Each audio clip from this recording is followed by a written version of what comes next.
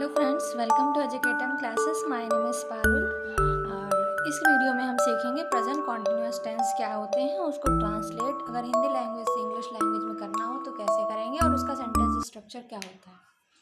चलिए शुरू करते हैं।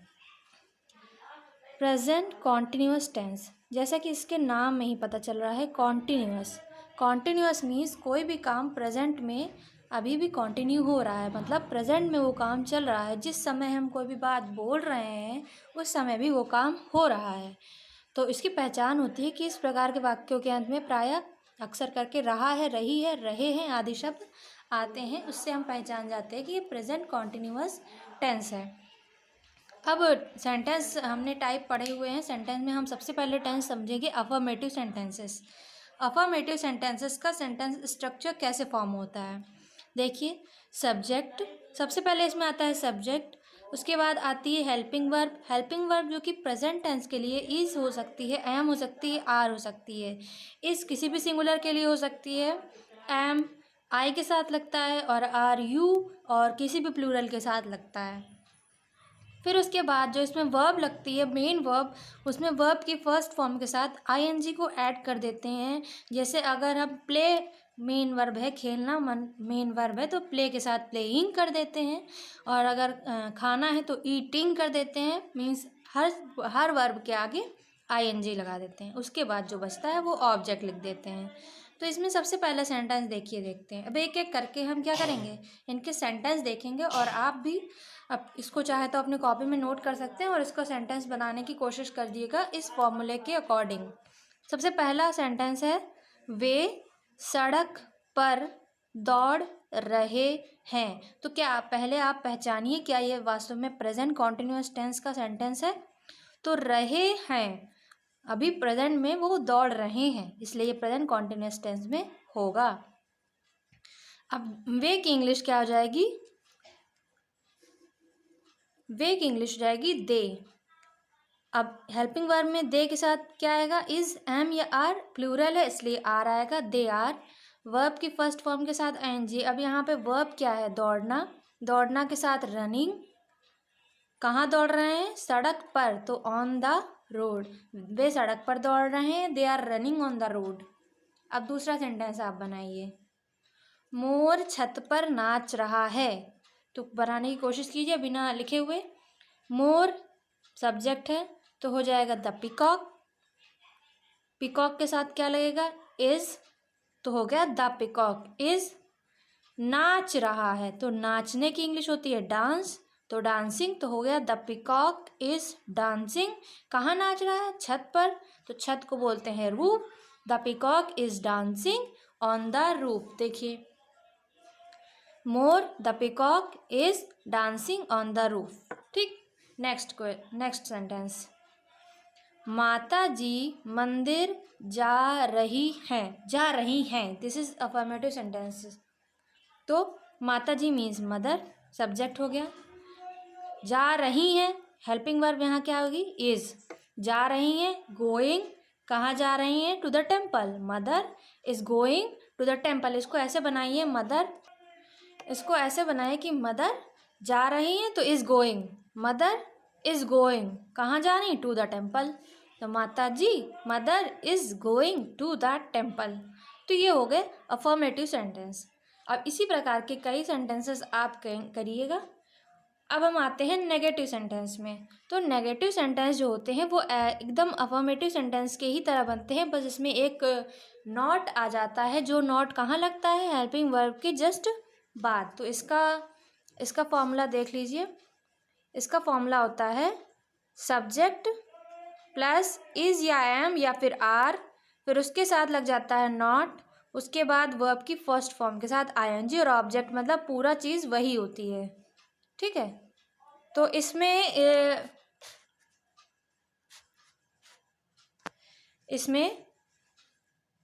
पहला सेंटेंस, मैं उपन्यास नहीं पढ़ रहा हूँ। तो पढ़ रहा हूँ that is present continuous tense, और नहीं it means this is a negative sentence. तो कैसे बनेगा? मैं आई नहीं पढ़ना हूँ, आई के साथ क्या लगा? एम नॉट, पढ़ना का reading, I am not reading. I am not reading, मैं नहीं पढ़ रहा हूँ। क्या नहीं पढ़ रहा हूँ? उपन्यास। I am not reading a novel, तो हो जाएगा I am not reading a novel. Next, Hamid झूठ नहीं बोल रहा है। हमीद इज नॉट स्पीकिंग या फिर टेलिंग झूठ, लाई, तो ये बनेगा Hameed is not telling a lie. Hameed झूठ नहीं बोल रहा है। नेक्स्ट सेंटेंस, हम अपने मित्रों की प्रतीक्षा नहीं कर रहे हैं, तो यहाँ सब्जेक्ट है हम का सब्जेक्ट हो जाएगा वी के साथ क्या लगेगा? आर। वी के साथ लगेगा आर। वी आर नॉट, अब वेट करना, प्रतीक्षा, waiting. We are not waiting किसकी? अपने दोस्तों की। तो ऑफ नहीं लगता यहाँ पे, वेट के साथ हमेशा फॉर लगता है, तो we are not waiting for our friends. बस ये बात ध्यान रखने वाली है प्रीपोजिशन में कि कहाँ पे कौन सा प्रीपोजिशन लगता है। तो ये प्रेजेंट कॉन्टिन्यूअस टेंस की अफर्मेटिव और नेगेटिव सेंटेंस होंगे। अब देखते हैं इंटरोगेटिव सेंटेंस। अब देखिए, इंटरोगेटिव सेंटेंसेस हम जानते हैं दो टाइप के होते हैं। फर्स्ट टाइप के वो होते हैं जो क्या से शुरू होते हैं, और दूसरे टाइप के वो होते हैं जिसमें क्या क्वेश्चन के बीच में आता है। तो पहले सेंटेंसेस में क्या करते हैं, बस सब्जेक्ट जो होता है वो पहले आता था अफर्मेटिव में और हेल्पिंग वर्ब बाद में आती थी। अब यहाँ पे क्या होगा, हेल्पिंग वर्ब आगे कर दी और सब्जेक्ट बाद में हो गया है। बाकी पूरा वर्ब की फर्स्ट फॉर्म के साथ आईएनजी प्लस ऑब्जेक्ट सेम ही है। और अगर इसमें कहीं नॉट है तो नॉट का प्रयोग मेन वर्ब के पहले हो जाएगा। बस यहाँ पर मतलब दो चीज़ें, जैसे यहाँ पे सब्जेक्ट और इज एम आर के साथ नॉट आता था, अब यहाँ सब्जेक्ट और इज एम आर के बाद ही नॉट आएगा। कैसे बनाते हैं, क्या पक्षी चहचहा रहे हैं?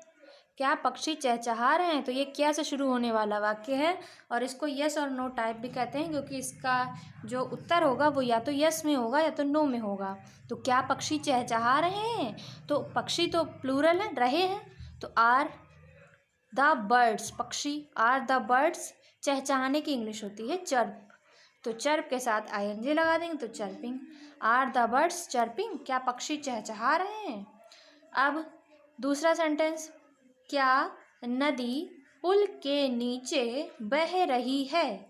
क्या नदी पुल के नीचे बह रही है, तो अब इसमें क्या नदी के लिए यूज़ हो रहा है, तो यहाँ पे हेल्पिंग वर्ब जो आएगी वो सिंगुलर आएगी, यानी कि इज नदी, दो द रिवर, बहने की होती है फ्लो, तो फ्लो के साथ वर्ब की फर्स्ट फॉर्म के साथ आईएनजी, फ्लोइंग, पुल के नीचे under the bridge. Is the river flowing under the bridge, क्या नदी पुल के नीचे बह रही है। नेक्स्ट सेंटेंस, क्या तुम आज दिल्ली नहीं जा रहे हो, तो क्या तुम के लिए तुम आप सबसे पहले यही याद कर लीजिए आर यू, क्या तुम के लिए। इन छोटे छोटे फ्रेजेस को अगर आप याद कर लेंगे तो सेंटेंस बनाने में आसानी रहेगी। क्या तुम, आर यू, नहीं के लिए नॉट, आर यू नॉट, तो क्या तुम सबसे पहले क्या के लिए, क्या का तो इंग्लिश बनती नहीं है, तो हेल्पिंग वर्ब यू के साथ आता है आर, सब्जेक्ट क्या है यू। अब अगर नॉट आता है तो वो सब्जेक्ट के बाद आता है, आर यू नॉट। फिर वर्ब की फर्स्ट फॉर्म के साथ आईएनजी, वर्ब है यहाँ जाना, तो जाने की गो के साथ ING, going. Delhi today, are you not going Delhi today, क्या तुम दिल्ली नहीं जा रहे हो, क्या तुम आज दिल्ली नहीं जा रहे हो, are you not going Delhi today. तो इस प्रकार फिर इंटरोगेटिव सेंटेंसेस के फर्स्ट टाइप के सेंटेंसेस बन जाएंगे। और सेकंड टाइप वो होता है जिसमें कोई भी क्वेश्चन वर्ड हिंदी के वाक्यों में वो बीच में आता है, और जब अंग्रेज़ी का हम वाक्य बनाते हैं, इंग्लिश का ट्रांसलेशन करते हैं, तो क्वेश्चन वर्ड जस्ट इसी हेल्पिंग वर्ब के आगे लिख देते हैं। पूरा रूल सेम रहता है, क्या करते हैं केवल क्वेश्चन वर्ड स्टार्टिंग में रख देते हैं और पूरा रूल सेम रहता है, क्वेश्चन वर्ड फिर हेल्पिंग वर्ब फिर सब्जेक्ट फिर मेन वर्ब फिर ऑब्जेक्ट। चलिए देखते हैं, अब इसका बनाने की कोशिश कीजिए। यह लड़का क्यों रो रहा है, तो सबसे पहले इसमें क्यों की इंग्लिश आएगी, क्यों, क्यों की इंग्लिश होती है वाई, बस वाई लगा दिया। वाई। अब हेल्पिंग वर्ब क्या है? इज लगा दिया। यह लड़का, दिस बॉय, रो रहा है, वीप के साथ ing, why is this boy weeping.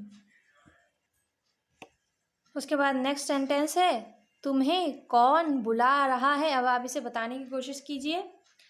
कौन, सबसे पहले इसमें किसकी ट्रांसलेशन होगा? कौन की होगी? हु, और हु के साथ हेल्पिंग वर्ब लगेगी इज, क्योंकि सिंगुलर है। Who is. बुलाने की इंग्लिश होती है कॉल करना किसी को, बुलाने की इंग्लिश होती है कॉल। तो हु इज कॉल के साथ रहा है तो ing। हु इज कॉलिंग तुम्हें तो you. Who is calling you. यहाँ पे सब्जेक्ट तुम्हें नहीं है, यहाँ पे सब्जेक्ट कौन है, इसलिए हु इज कॉलिंग यू। वह अलीगढ़ कब जा रहा है? तो कब की ट्रांसलेशन सबसे पहले होगी व्हेन, उसके बाद हेल्पिंग वर्ब इज, उसके बाद सब्जेक्ट व्हेन इज ही, फिर मेन वर्ब के साथ ing गोइंग प्लस ऑब्जेक्ट कहाँ? अलीगढ़, टू अलीगढ़। वह अलीगढ़ कब जा रहा है? When is he going to Aligarh. अब एक लास्ट सेंटेंस है आज का, ये लड़के आज कहाँ जा रहे हैं? ये लड़के, सबसे पहले ये लड़के आज कहाँ जा रहे हैं, तो आप बताइए सबसे पहले किसका ट्रांसलेशन होगा? कहाँ का, क्योंकि इस कहाँ का ही हमें सबसे पहले ट्रांसलेशन करना है। तो कहाँ की इंग्लिश होती है वेयर, WHERE, वेयर मतलब कहाँ। तो वेयर सबसे पहले लिख देंगे वेयर। उसके बाद हेल्पिंग वर्ब आ जाएगी। ये लड़के तो प्लूरल है, तो इज, एम, आर में से ही कोई एक चुनना पड़ेगा। तो यहाँ पे आ जाएगा आर, क्योंकि प्लूरल है। कौन लड़के? प्लूरल हेल्पिंग वर्ब लगाने के बाद क्या आता है? सब्जेक्ट आता है।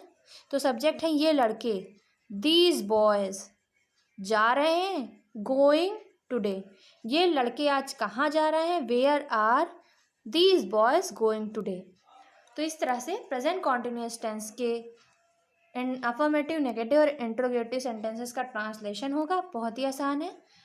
और उसके बाद प्रेजेंट कॉन्टिन्यूअस टेंस के बाद हम लोग बात करेंगे प्रेजेंट परफेक्ट टेंस की। तो अगर उसको भी देखना है तो इस चैनल को सब्सक्राइब कर लें, और प्रेजेंट इंडेफिनिट टेंस के वीडियो भी चैनल पर पड़े हुए हैं, जा करके देख लीजिए। और बेल बटन ज़रूर दबा दीजिएगा, ताकि जब मैं वीडियो डालूँ तो आपको नोटिफिकेशन मिल जाए। Thank you so much. Thank you for watching this video.